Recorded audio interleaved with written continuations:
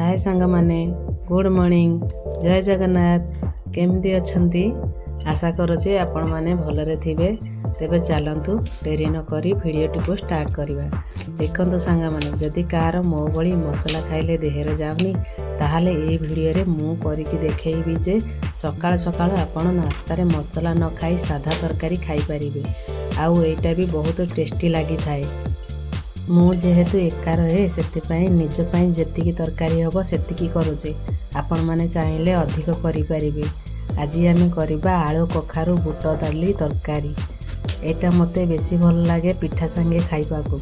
जेहेतु मु ड्यूटी रे पूरा दिन रहे सेतिपाई खाइबाटा देहरे नगले भारी कष्ट लागे ड्यूटी करबाकू। सेतिपाई मु सकाळु सकाळु नास्ता घरू करिकी जाए, कारण बाहर नास्ता खाइले मो देहरे जाएनी।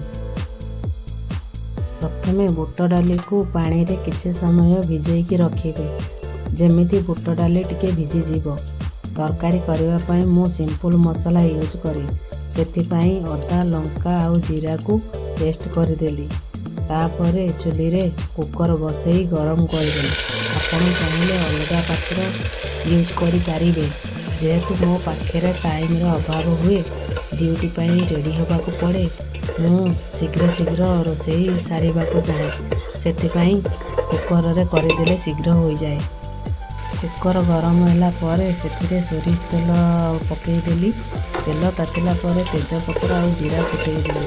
तापर बाटी रखिथिबा अदा जीरा पेस्ट को भलरे कषई देली।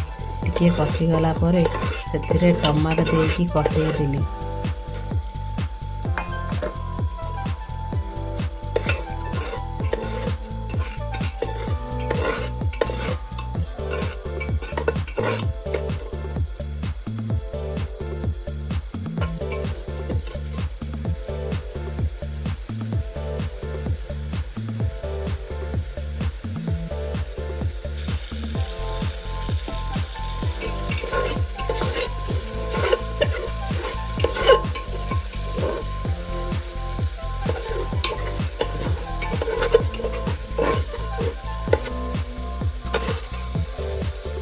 मसला टिके सिझिबा पाई सेथिरे टिके पानी दे देली।